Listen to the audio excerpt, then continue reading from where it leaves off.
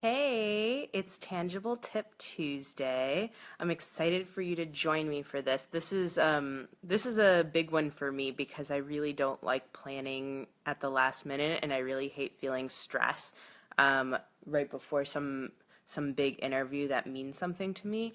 And I thought a lot about things that I could do. Like I've always been like this. I felt like this about college papers, grad school projects. Like, I really just don't like things waiting until the last minute. It really stresses me out. And something that really helps me is having certain things done that I can take care of today, way in advance of any of that being due.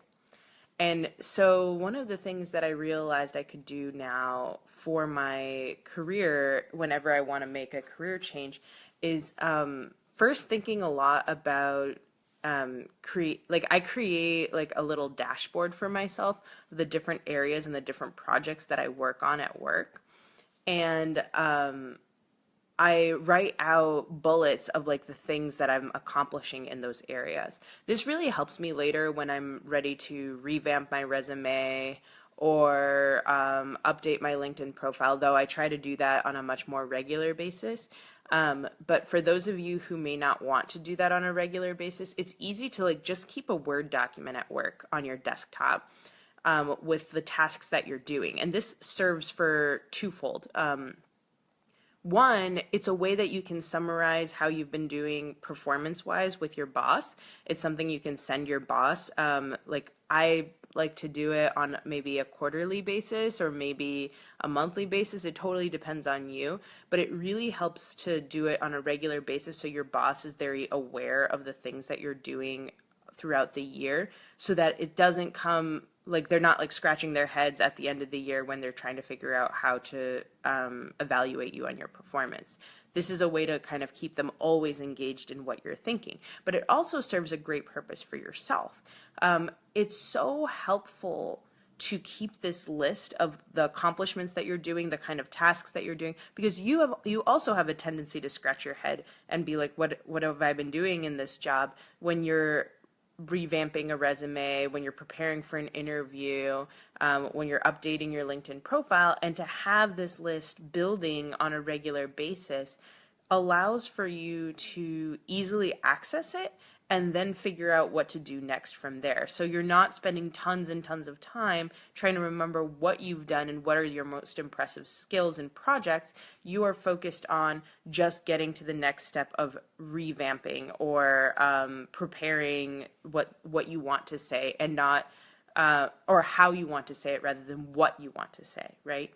So it's been a really useful process for me with my management, and it's been a really useful process for me also in terms of how I present myself when I'm interviewing and when I'm job searching. This can also work really nicely for networking opportunities because some people may ask you what you're working on, and you'll have a much clearer picture if it's like very fresh in your mind, if it's at the top of your mind. So I mine's a couple of pages normally, like 3 pages, um, tops, maybe by the end of the year. And it starts literally with, maybe if you develop performance goals each year with your job, I will list out those performance goals and then I'll start listing projects underneath that accomplish those performance goals and why they accomplish those performance goals. Or if your performance is based on profit, figure out what projects you're working on that's leading to a greater profit for your company, right? A cost savings, a time savings, whatever that looks like for you. You can do this in a variety of ways. It doesn't matter exactly how you do it, but doing this on a regular basis. Maybe it's weekly, maybe it's bi-weekly, maybe it's monthly, whatever works for you. But if you wait more than a month, I guarantee you it gets harder to remember the stuff that you're doing. It's okay to wait and only send this piece of paper to your boss, on a quarterly basis or whatever. But it's really important for you to be able to remember, and your memory better than anybody else. If your memory kind of goes out the window in a pretty quick pattern, then maybe weekly is the best way to do it. Sometimes you may forget to do it, and that's okay too, but you will eventually get back to it, and then you'll say, okay, I really got to remind myself, or put it in a calendar so that you do keep this dashboard going, because this is going to be, the compilation of all your accomplishments, all of your activity, and it serves you so well for interviews. It serves you so well in your current job and getting a better performance evaluation, that why wouldn't you do it? It's so simple. It only takes you a couple minutes in a week to remember the things that you've done versus remembering 3 months down the road or a year down the road, right? So I think that this is one of like the most powerful things that I learned when I was in New York, and it was so useful to me because I had several sets of managers at that point of time. I was in a training program that was rotation based. So I had my manager from from that program, and then I had the manager who was managing me on the rotation. And so I was able to email this kind of document to both of them and show them what I've been doing. And it helped me so much to be able to share in that level of detail, so that they both knew easily what I was up to rather than me waiting and scratching my head when I had meetings with them. And I was scheduling meetings, particularly with the manager who was running the program, on a bi-weekly basis, so that not only did she see what I was doing on paper, she was also getting FaceTime with me where we were talking about those things as well.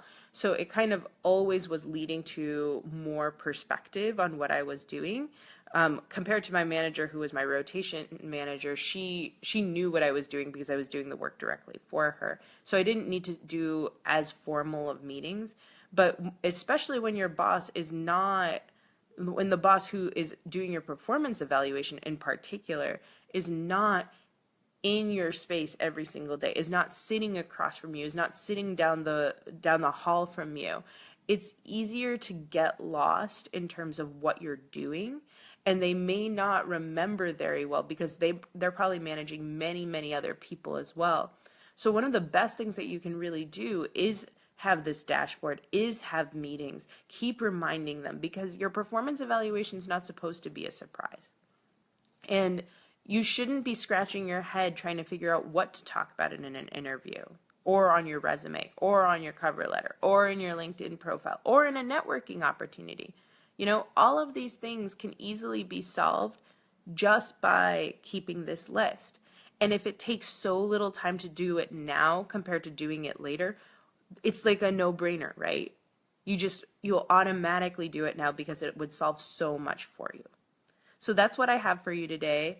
I'd love to hear what you're creating this week in your current jobs. That would be super cool for me to see. And it's something to help you get started with your dashboard. So if you want to share with what you're up to in your current job, post it in this thread. I'd love to hear from you. I can't wait to see what you create.